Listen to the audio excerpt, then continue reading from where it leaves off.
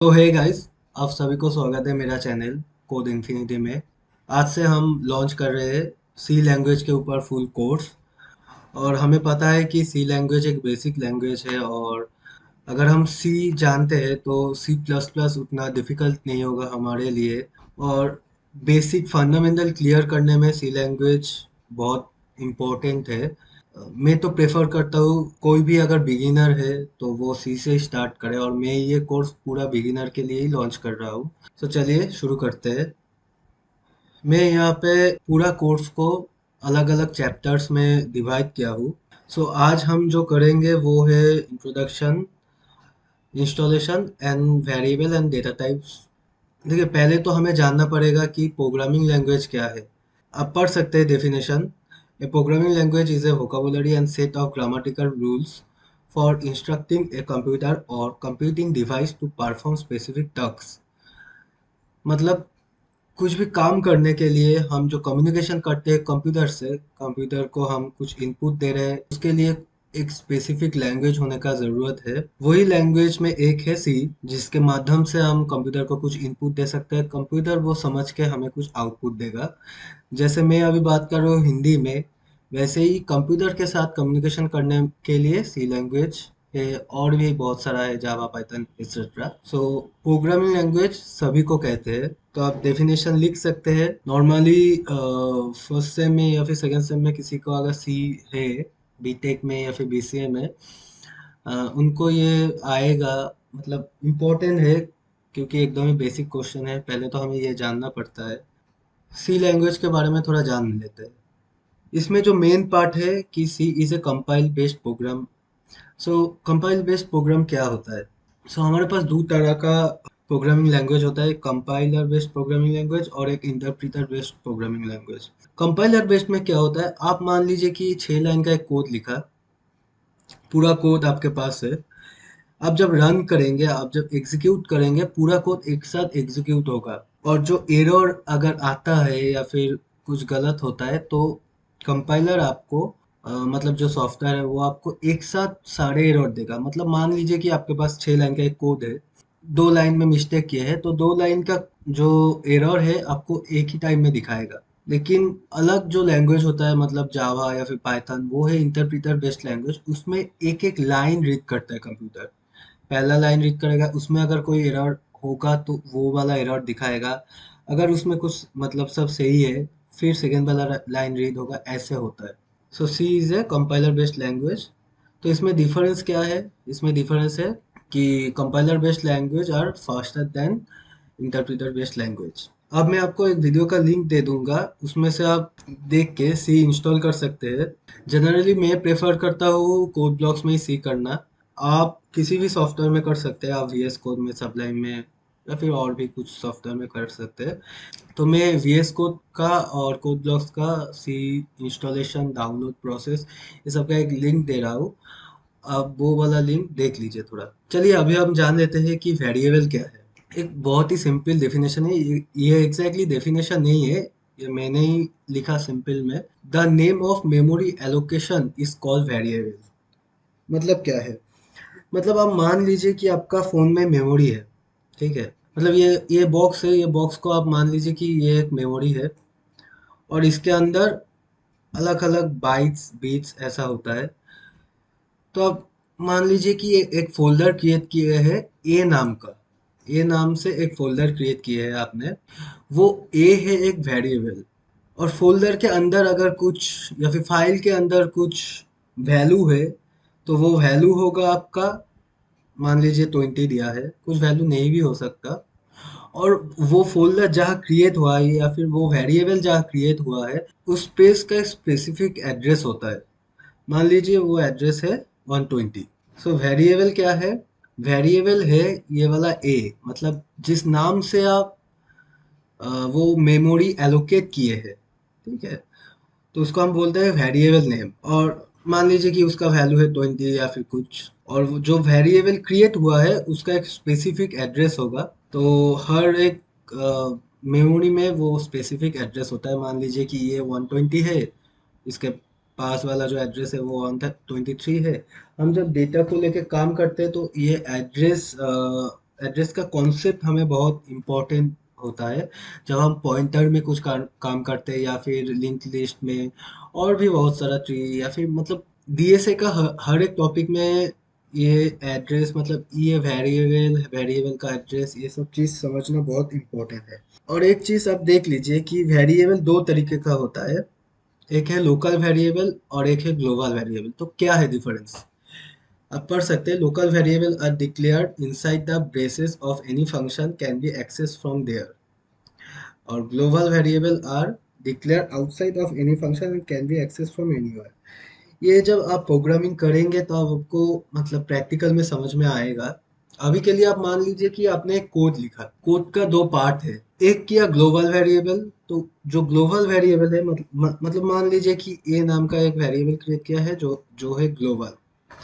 सो जो global variable है वो दो पार्ट में ही या फिर कहीं पे भी, कोड का कहीं पे भी वो यूज कर सकते हैं हम, क्योंकि वो ग्लोबल है। और लोकल जो वेरिएबल है वो हम मतलब दो पार्ट के अंदर में किसी भी एक पार्ट में हम क्रिएट कर सकते हैं, और वो वाला वेरिएबल सिर्फ वही पार्ट में एक्सेस होगा, दूसरे पार्ट में नहीं होगा, या फिर कोड के बाकी जगह पे नहीं होगा, सिर्फ वही पार्ट पे एक्सेस होगा। तो सिंपल डेफिनेशन अब मान लीजिए कि ऐसे ही है कि ग्लोबल वेरिएबल जो है वो हम किसी भी जगह एक्सेस कर सकते हैं, लेकिन लोकल को हम नहीं कर सकते। हम थोड़ा प्रैक्टिकल में ज़्यादा ध्यान देंगे, कोड करने में ज़्यादा ध्यान देंगे। आप ये सब लिख सकते हैं, आप ये सब कॉन्सेप्ट समझ सकते हैं, मैं बोल भी दे रहा हूँ, लेकिन जब प्रैक्टिकल के साथ साथ हम करेंगे तो अच्छा होगा। हम आज थोड़ा प्रैक्टिकल भी करेंगे, मतलब पहला कोड हम करेंगे। तो अभी हम जान लेते हैं कि डेटा टाइप क्या है। पढ़ सकते हैं, data type is a type of data a variable can hold. मतलब मैं यहाँ पे जो दिखाया था ना, ये ए क्रिएट हुआ है जिसका नाम है, मतलब जो ए नाम का एक वेरिएबल क्रिएट हुआ है उसका एक स्पेसिफिक डेटा होगा, मतलब सॉरी डेटा नहीं होगा, डेटा टाइप होगा। मतलब वो क्या कैरेक्टर है, मतलब उसमें अब मान लीजिए कि सिंपल में ए में हम 20 स्टोर किए हैं, 20 एक इंटीजर वेरिएबल है और इंटीजर वैल्यू है। ओके, सो इसलिए हम ए को इंट करके सेव किए हैं या फिर क्रिएट किए हैं। मतलब ए का डेटा टाइप इंटीजर है। ए में हम इंटीजर वैल्यू ही डाल सकते हैं, असाइन कर सकते हैं, ए से हम कुछ भी प्रिंट करेंगे तो इंटीजर वैल्यू ही प्रिंट होगा। Int A is equal to 20, ये लिखने से बाय डिफॉल्ट ए में सब कुछ जो एक्सेस होगा वो इंटीजर वैल्यू ही होगा, वही है डेटा टाइप।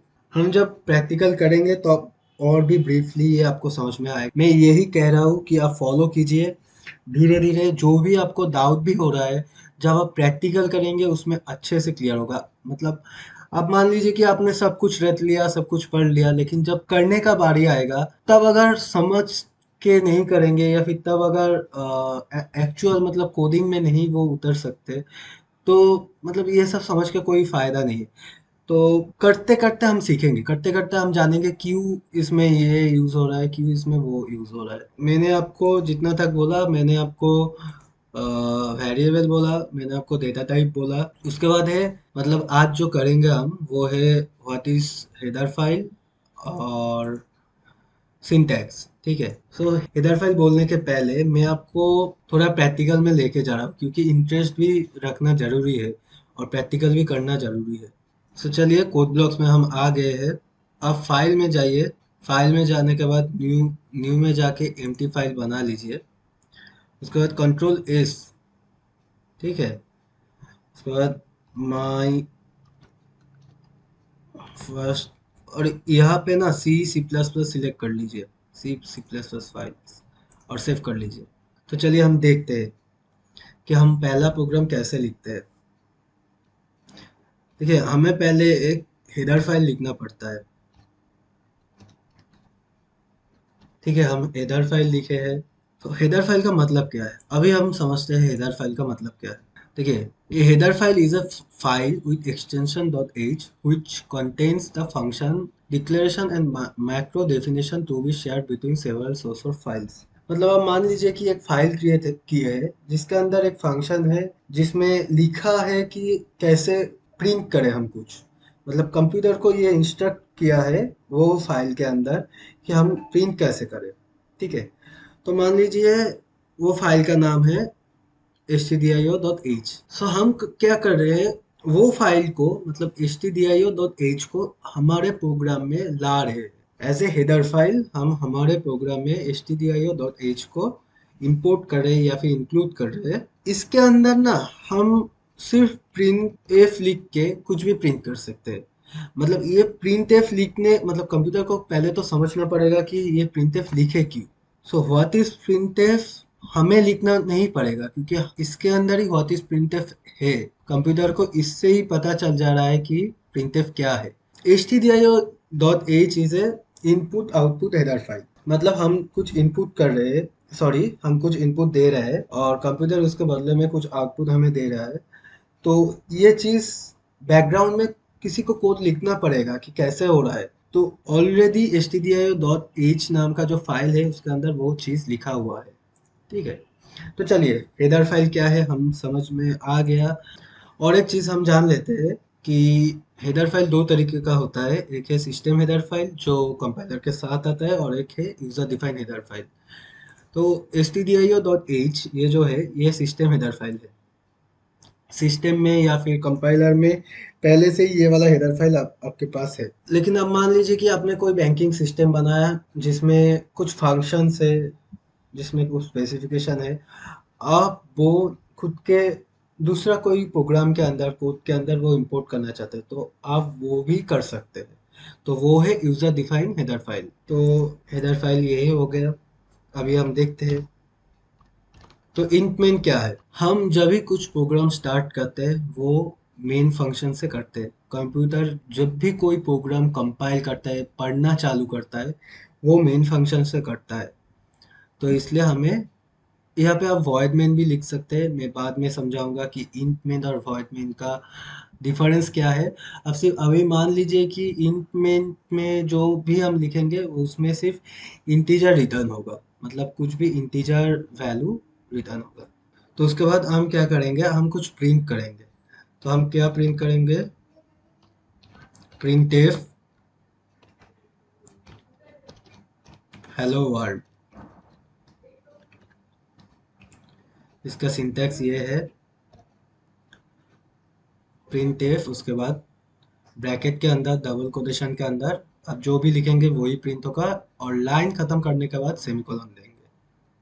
ठीक है, और उसके बाद रिटर्न जीरो। तो चलिए हम इसको रन कर लेते हैं फिलहाल के लिए, उसके बाद मैं पूरा सिंटैक्स आपको समझाता हूँ। देखिए यहाँ पे हेलो वर्ल्ड प्रिंट हो गया। इसमें अगर मैं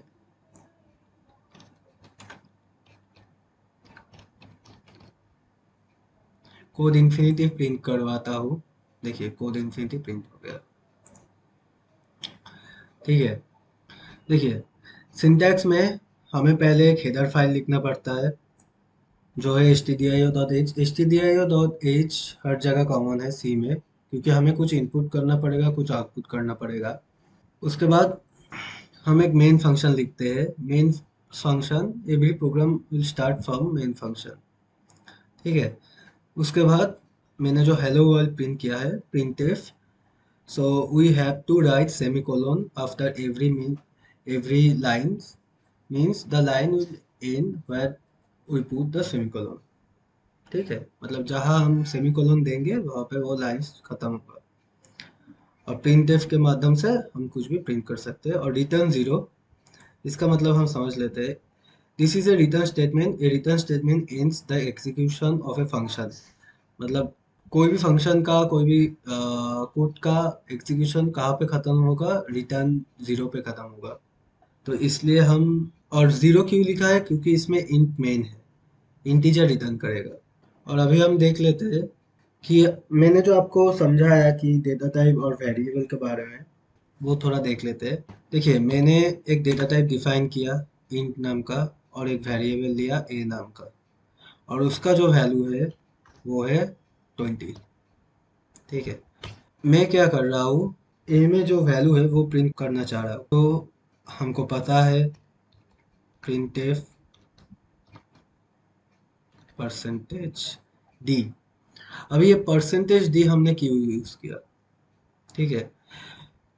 परसेंटेज डी से हम जब भी इंटीजर डेटा टाइप को, ये मैं बाद में डिटेल्स में और भी जाऊंगा, लेकिन अभी के लिए आप समझ लीजिए कि परसेंटेज डी से हम इंटीजर डेटा टाइप को लेकर काम करते हैं। कुछ भी प्रिंट करना हो या फिर कुछ भी यूजर से लेना हो, तो परसेंटेज डी से हम वो यूजर से लेते हैं या फिर प्रिंट करते हैं। तो परसेंटेज डी इसलिए यूज होता है, कॉमा ए।